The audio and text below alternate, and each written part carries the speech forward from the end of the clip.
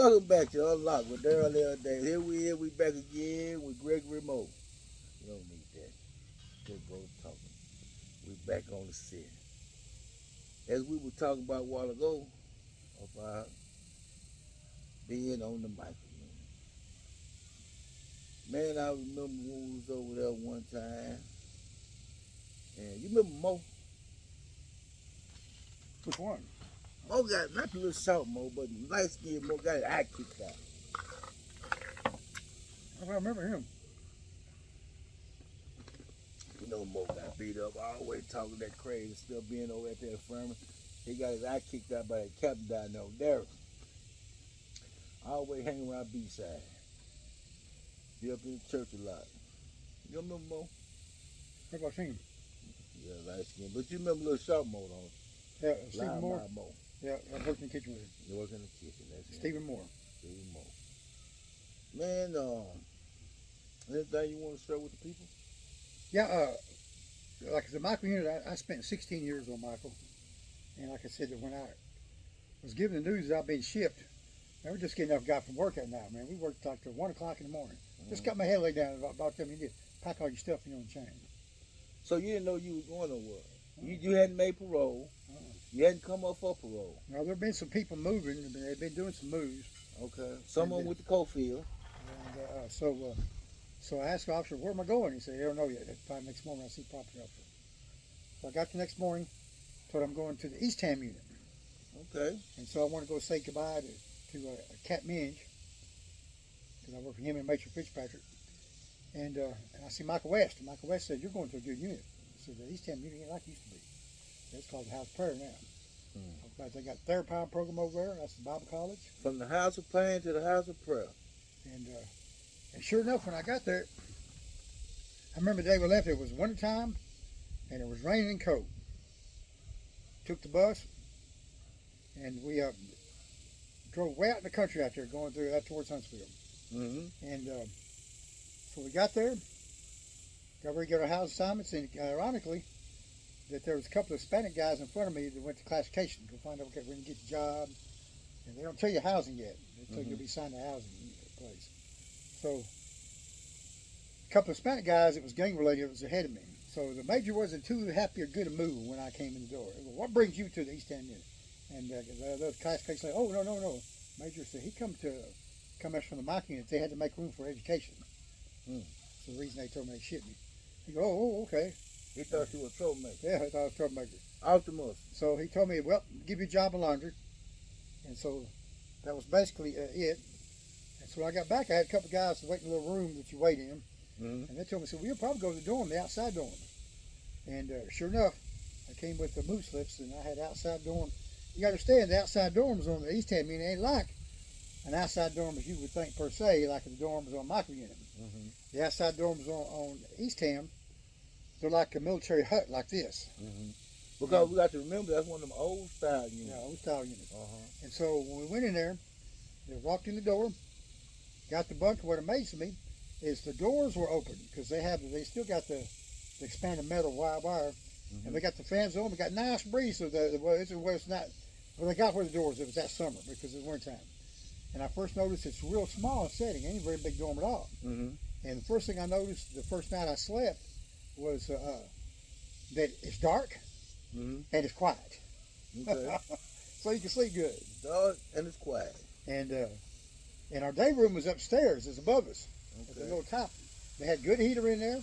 And the first thing I noticed is the major and the warden allow them to rig up a headphone system.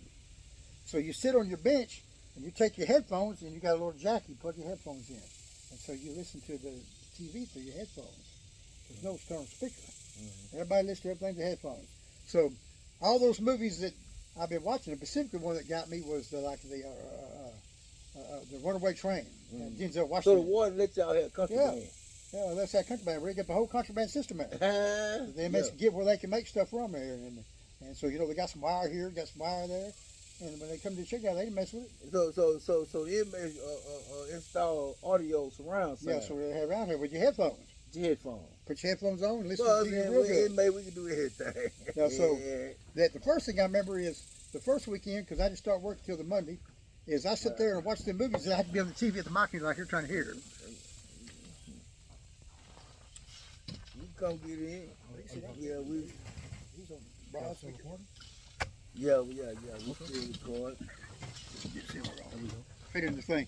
Yeah, so and then I had a nice little plush little job working the laundry, and so that's where I always till I left there I was in that outside dorms. Now a couple of times we got a couple people in there was a little loud, but the summertime, you know, we're talking about the heat. The summertime that we open the doors, and when you open the doors, it allows a breeze to come through there with the fans that are going. So at nighttime they leave the doors open at nighttime. So you know you got your fan, but you don't have like, you know, since we're talking, you know, it's summer, the heat can be brutal in there.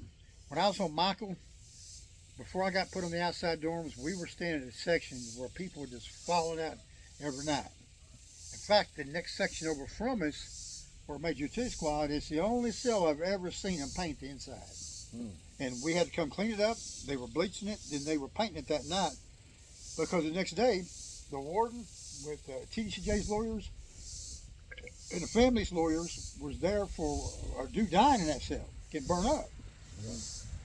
So it's the only time I've ever seen them paint the inside of a cell. They paint the outside, they never paint the inside of the cell. You gotta get your contraband paint to do that. So this dude got so hot in there. He died. He burned himself up. He died. And then I've seen guys in there, they just be throwing water on them. But in that particular cells, you're talking about 130, 140 degrees inside your cell. Yeah. And in the day room, man, we've had guys just sitting there and just fall out right on the ground in that section. Because you're by the kitchen, there's no air coming through there. It's concrete off, because you know where the back dock is. All that heat generate off there is coming right in your windows, and it's just brutally hot. Man, when it's steel, and then the aluminum from the domes heat up, or that concrete on the walls, and those still heat up, and man, you talking about 120, 130, 140, and this is the heat that's beaming down on this all freaking day long. And all your fans doing is blowing hot air. All freaking day long. It's on this piece of steel or concrete, right? Wow. And it doesn't start to cool down to what, 2, 3, 4 o'clock in the Oh, morning. even in the morning, coming back from breakfast, And you it can still be outside. Like 100. You can feel the outside being cool. But as soon as you walk in the building out there, you just this heat. Because Still built up. It's still built up. And then this is the kicker. At 6 and 7 o'clock in the morning, start heating up again. And it's just, it don't never end. There's never. That's why the 2 summers it was real hot. Now eventually they put fans in our kitchen, but before there was no fans, and it got so hot, I was literally looked like I had raw flesh. Got a cooling fan. I got like raw flesh all on my arms, my chest, my back. In fact, they told me I was so bad. Our food manager said, "More go home, and you don't have to come back until you get well. We know where you're at." They said, "We ain't gonna write you no case." And I went to the doctor because the officer escorted me over to the infirmary. I said, "Y'all gonna try to get me late and see Dr. Marr?" He said, "No, you're seeing Doctor right now." And then Dr. Wright medically assigned me for a whole year. And give me a bunch of dog and cream and stuff. You had to be in some serious situations for Dr. Wright. To make an assignment for he would give a cripple crab a cut to go to a big cocktail. Wow. Not Dr. Wright. Not Dr. Wright. Oh, yeah? Wow. But we went through some traumatic experiences dealing with that heat. I remember one summer it was so hot that we would have to put water on the floor and put the fan down there and get out there with just our boxers on and let the fan try to cool the water. I never had a cooling fan in prison. They always gave where I was, we got them big dust fans, right? What that's called is an exhaust fan that firemen use. If you got a smoky kitchen, a fire, you put that fan there and it blows the smoke out, right? Well, they were trying to keep us inmates cool with this here. That's not a cooling fan, people. That's an exhaust fan. But if I'm an inmate and I know this here and I start writing grievances in it, I become what? A troublemaker. Why? Because the rest of the people that's in here, they don't know that that's not a cooling fan, that that's an exhaust fan. And as far, you know, that we've had groups out there lobbying for air conditioning to be put in the system. Well, I can say this. I personally witnessed with my very own eyes when I got sent to the high tower unit. That and I got put in the dorms. And to this very day, you can anybody that visits the high tower unit just look over there from the parking lot at the dorms, and you see these two big AC units. That the dorm is AC, but not for the inmates. It's for the officers that are working inside and that they stand around the gym, the hallways when they do their little. That's not what that's supposed And then it's supposed to be in their little offices. It's for them, but the inmates are still there's no air conditioning, and the thing is big enough to where they can pop the AC for the whole entire dorm. Well, see, this is what showed like unlocked what Daryl Davis come in at because inmates know this here. The officials that's got this going on know this here, but do other people out here know this here that make us get in to help people? A lot of times, we as inmates, we done cried wolf so much and so many times, people really don't want to have another dealing with it. And some of the issues is you got to understand that the Texas penal system, penal system is grounded in slavery, and it's one of the states till this very day does not pay its inmates, and it's basically slave labor now. The 13th Amendment. The 13th Amendment protects slavery, but there's a clause in there, except for punishment of crime. That's why every one of us that's decided to file any kind of litigation towards we getting paid that we lose, because the 13th Amendment, the framers authorized as part of punishment of crime, you could be submitted to involuntary servitude and not get paid. So, but the point is that they have this slave mentality that you're inmate, you're supposed to suffer and you're going to suffer. And so, personally, my opinion was, I think that the Texas prison officials use it, and it's not only us, it's the officers, because the officers got to work in the heat too. And that's really who's made a lot of headway is the officers union. Well, they have really been petitioning for AC because they say it's brutal on them. Well, that's kind of true, but it didn't really start gaining traction until the officers and inmates joined forces to sue. Say, look, we're working. That's when we have work here, and y'all haven't lived because the inmates was filing and wasn't getting nothing done. And to see and they was dying. But when the officers started passing out, having to go to the hospital and stuff like that, then they went to file, but they couldn't get nothing done without the inmates. So they couldn't join forces, right? Which they passed legislative laws to air condition the prison, right? But they hadn't fully did all of them, and you still have some legislative members opposing putting air conditioning in prison. Because just as recent as last summer, State Representative Matt Schaefer, a former State Representative Matt Schaefer today, but he was State Representative then, Matt Schaefer, called me asking me about the heat in Texas prison. He told me he reached out to me about this because he knew that I would be credible and that he could get a right answer for me. He said he does not oppose putting air conditioning in prison, because in life we have to progress. He said he remember when they had cars that didn't have air conditioning on.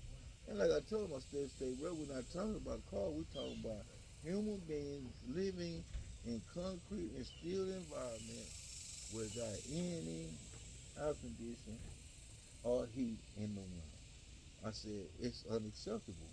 I said, especially since it shouldn't cost the state of Texas taxpayers not very much money, right? And he said, what? I said, yeah. I said, y'all had the people of the state food. I said, because Texas inmates are self-supported.